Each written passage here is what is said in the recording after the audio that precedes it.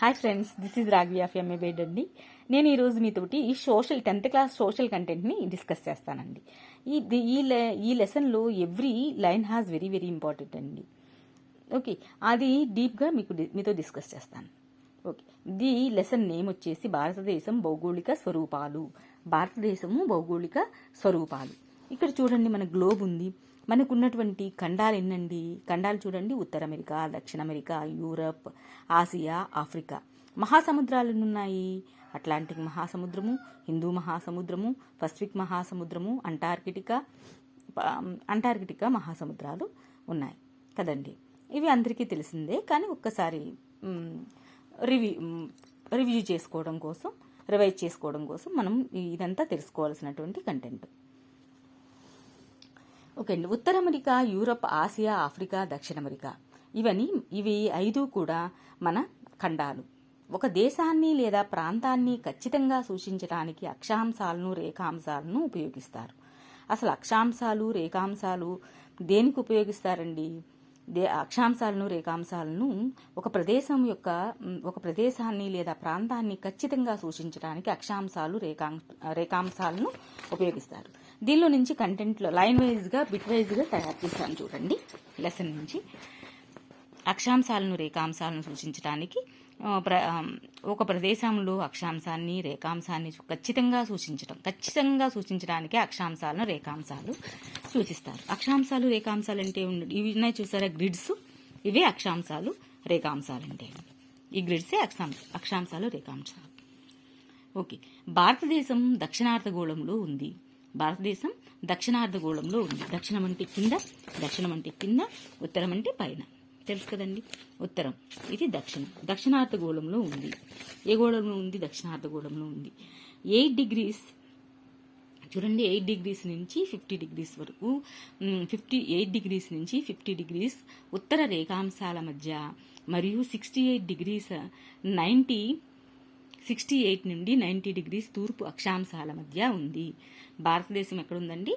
8 degrees నుంచి మొదలయ్యి 50 degrees ఉత్తర అక్షాంశాల మధ్యను, 68 degrees నుంచి 90 degrees తూర్పు అక్షాంశాల మధ్య ఉంది. భారతదేశం ఒక ద్వీపకల్పం. ద్వీపం కాదండి.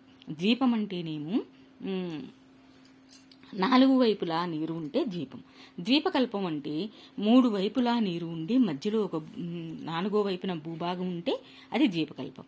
మనకి ఏమున్నాయి అలా? ద్వీపకల్పంగా ఎందుకు ప్రసిద్ధి చెందింది? ఒక పక్కన అరేబియా సముద్రము, ఓ పక్కన బంగాళాఖాతము, కింద హిందూ మహాసముద్రము, పైన మన భరతఖండం ఉంది. అందుకని దీన్ని భారతదేశాన్ని ద్వీపకల్పం అంటారు. భారతదేశం 8 degrees నుంచి 30 minutes అనాలి దాన్ని. అక్కడ లైన్ ఇలా ఐఫెన్లా పెట్టుంది చూసారా, దాన్ని మినిట్స్ అంటాం. 8 degrees నుంచి 30 minutes తూర్పు రేఖాంశాన్ని ప్రామాణిక రేఖాంశంగా పరిగణిస్తారు. మన ప్రామాణిక స్టాండర్డ్గా దేన్ని చెబుతారనమాట అండి? 8 degrees నుంచి 30 minutes తూర్పు రేఖాంశాన్ని ప్రామాణికంగా పరిగణిస్తారు. ఇది అలహాబాద్ గుండా పోతుంది. ఈ ఛానల్ దేనిలో పోతుంది? అలహాబాద్ గుండా, ఉత్తరప్రదేశ్లోని అలహాబాద్ గుండా పోతుంది. ఐఎస్టీ అంటే ఏంటంటే Indian standard time. IST abbreviation Indian standard time. ఇది గ్రీన్విచ్ ప్రామాణిక కాలంగా తీసుకోబడుతుంది. ఇది 5:30 గంటల ముందు ఉంటుంది. ఇది గ్రీన్విచ్ ప్రామాణిక కాలం కంటే 5:30 degrees ముందు ఉంటుంది. మన ఇండియన్ స్టాండర్డ్ టైము గ్రీన్విచ్ ప్రామాణిక కాలం కంటే 5:30 degrees ముందు ఉంటుంది అని చెప్తున్నారు. ఇది ఇంపార్టెంట్ బిట్. భారతదేశం గోండ్వానా భూమిలో భాగంగా ఉంది. గోండ్వానా, అంగారా మనకి మన ప్రపంచం మొత్తం, గ్లోబ్ మొత్తం 2 భాగాలుగా విడిపోయింది. ఒకటి అంగారా భూభాగము, 2 గోండ్వానా భూభాగం కింద విడిపోయింది. దానిలో గోండ్వానా భూభాగంలోనే మన భారతదేశం ఉంది. అంగారా భూమి, దాన్ని లారేషియా అని కూడా అంటారు. గోండ్వానా భూమిగా విభజించబడిన ప్రపంచం ద్వీపకల్ప పీఠభూములు ఎంతో పురాతనమైనది. ప్రపంచం మొత్తం 2 భాగాలుగా విభజించబడిపోయింది. ఎలా? రెండు భాగాలు ఏంటండి, ఒకటి అంగారా భూమిగాను, రెండు గోండ్వానా భూమిగాను విడిపోయాయి. అంగారాని లారేసియా అని మరో పేరు. లారేసియా అంటే ఏంటండి, ఆసియా, యూరప్. హిమాలయాలు ఒక చాపం వలె పడమర నుంచి తూర్పుకి 2400 కిలోమీటర్ల పొడవున విస్తరించి ఉన్నాయి. హిమాలయాలు ఒక చాపం వలె పడమర నుంచి తూర్పుకి అంటే ఇటువైపు నుంచి, పడమర నుంచి తూర్పుకి అంటే ఇటువైపు నుంచి ఇటువైపుకి ఒక చాపం వలె, ఒక చాపం అంటే ఇలా, చాపం వలె లేదా ఇలా, ఇది చాపం వలె వ్యాపించి ఉన్నాయి అంటున్నాడు. చాపం వలె హిమాలయాలు ఒక చాపం వలె పడమర నుంచి తూర్పుకి విస్తరించి ఎన్ని కిలోమీటర్ల పొడవున 2400 కిలోమీటర్ల పొడవున విస్తరించి ఉన్నాయి. ఇవి ఎలా కప్పబడి ఉన్నాయి, మంచుతో కప్పబడి ఉన్నాయి. 500 కిలోమీటర్ల వెడల్పు మధ్య తూర్పు ప్రాంతంలో 200 కిలోమీటర్ల వెడల్పుతో ఉంటాయి. 500 కిలోమీటర్ల వెడల్పు మధ్య తూర్పు ప్రాంతంలో 500 కిలోమీటర్ల వెడల్పుతో మొదలైవి తూర్పు ప్రాంతంకి వచ్చేసరికి 200 కిలోమీటర్ల వెడల్పుతో ఉంటాయి. అంటే పడమరలో 500 కిలోమీటర్లు వ్యాపించి ఉన్నప్పటికీ తూర్పు వచ్చేసరికి సన్నగా 200 కిలోమీటర్ల వరకే వ్యాపించి ఉన్నాయి. హిమాలయాలు 3 భాగాలుగా విభజించారు కదా, ఉన్నత హిమాలయాలు, హిమాద్రి. హిమాలయాలను 3 భాగాలుగా విభజించారు. అవి ఉన్నత హిమాలయాలు. ఫస్ట్ వన్ ఏంటండి, ఉన్నత హిమాలయాలు. దానికే మరొక పేరు హిమాద్రి. అన్నిటికంటే ఉత్తరాన ఉన్నవి, టాప్ మోస్ట్ ప్లేస్లో ఉన్నవి ఉన్నత హిమాలయాలు లేదా హిమాద్రి. ఈ శ్రేణి అవిచ్ఛిన్నంగా ఉంటుంది. అవిచ్ఛిన్నంగా ఉండడం అంటే కొన్ని ఒకటే కలిపి కాకుండా విడివిడిగా విడిపోవడం, అక్కడక్కడగా ఉంటే అవిచ్ఛిన్నం అని అర్థం. పర్వతాలు సగటు ఎత్తు సముద్రం నుండి ఈ పర్వతాలు సగటు ఎత్తు సముద్ర మట్టం నుంచి కొలిస్తే ఎంత ఉంటాయంటే 6100 మీటర్లు ఉంటాయి.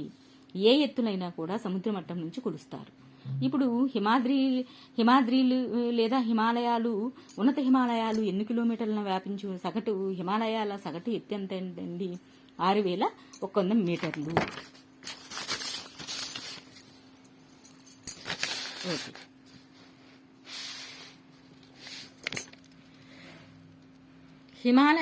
హిమాలయ శ్రేణులు మంచుతో కప్పబడి ఉంటాయి.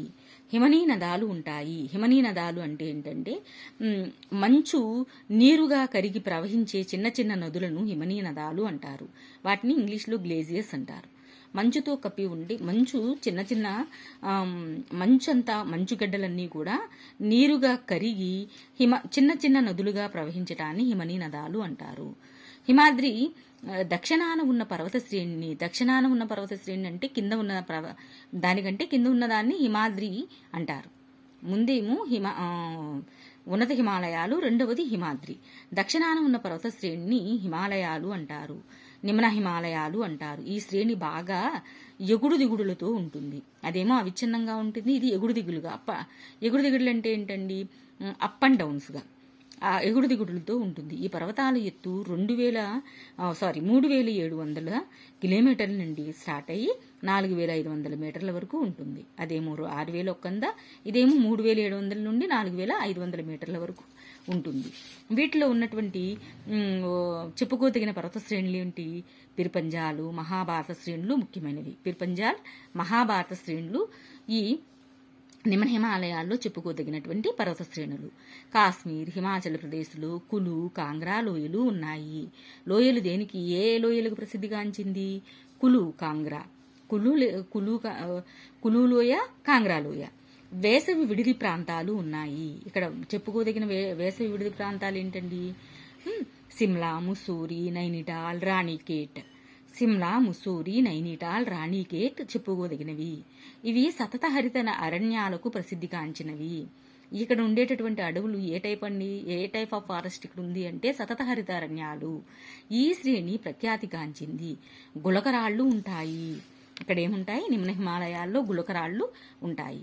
హిమాలయాల్లో దక్షిణాన ఉన్న శ్రేణిని అంటే పూర్తిగా డౌన్ ఉన్నటువంటి శ్రేణిని శివాలిక్ శ్రేణి అంటారు. నథింగ్ బట్ థర్డ్ వన్ ఇది శివాలిక్ శ్రేణి అంటారు. శివాలిక్ శ్రేణి 10 నుండి 50 కిలోమీటర్ల వెడల్పు ఉంటుంది. 10 నుండి 50 కిలోమీటర్ల వెడల్పు ఉంటుంది. దీని ఎత్తు 900 నుండి 1100 మీటర్ల మధ్య ఉంటుంది.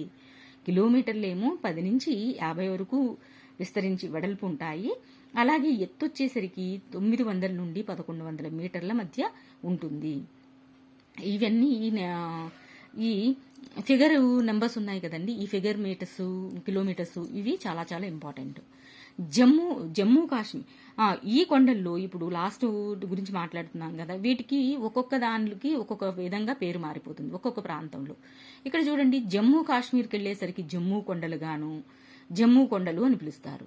ఇవి పెద్ద పెద్ద రాళ్లతో ఉంటాయి. నిమ్న హిమాలయాలు ఎలా ఉంటాయి? గులకరాళ్లతో ఉంటాయి. ఈ తాడు కింద వచ్చినటువంటి శివాలిక్ శ్రేణి ఎట్లా ఉంటుంది? పెద్ద పెద్ద రాళ్లతో కూడుకుని ఉంటుంది. వాటిని జమ్మూ కాశ్మీర్లో జమ్మూ కొండలని, అరుణాచల్ ప్రదేశ్లో మిష్మీ కొండలని, అస్సాంలో కచార్ కొండలని అంటారు. పెద్ద పెద్ద రాళ్లతో కూడుకున్న ఈ పర్వతాలని ఏమంటారంటే జమ్మూ కాశ్మీర్లో జమ్మూ కొండలని, అరుణాచల్ ప్రదేశ్లో మిష్మీ కొండలని, అస్సాంలో కచార్ అని అంటారు. శివాలిక్ శ్రేణుల మధ్య ఉండే లోయలను స్థానికంగా డూన్లు అంటారు. అక్కడేమో గ్లేజియర్స్ గురించి మాట్లాడుకున్నాం నిమ్న హిమాలయాల్లో. ఇక్కడ డూన్స్ గురించి మాట్లాడదాం. ఈ డూన్స్ ఏంటంటే శివాలిక్ శ్రేణుల మధ్య ఉండే లోయలే డూన్స్ అంటే నథింగ్ బట్ లోయలు. వీటిలో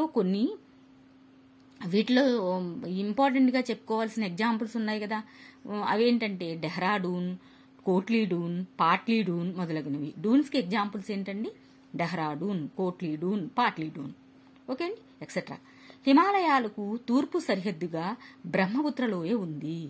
వీటికి ప్రతి ప్రాంతానికి సరిహద్దులు ఉంటాయి కదా, 4 దిక్కుల్లో 4 సరిహద్దులు ఉంటాయి. ఇలా తూర్పు దిక్కున ఉన్నటువంటి సరిహద్దు ఏంటంటే బ్రహ్మపుత్ర లోయ. శివాలిక్ శ్రేణులకు తూర్పు దిక్కులో ఉన్నటువంటి సరిహద్దు బ్రహ్మపుత్ర లోయ ఉంది. ఆంధ్రప్రదేశ్లో దిహాంగ్ లోయ.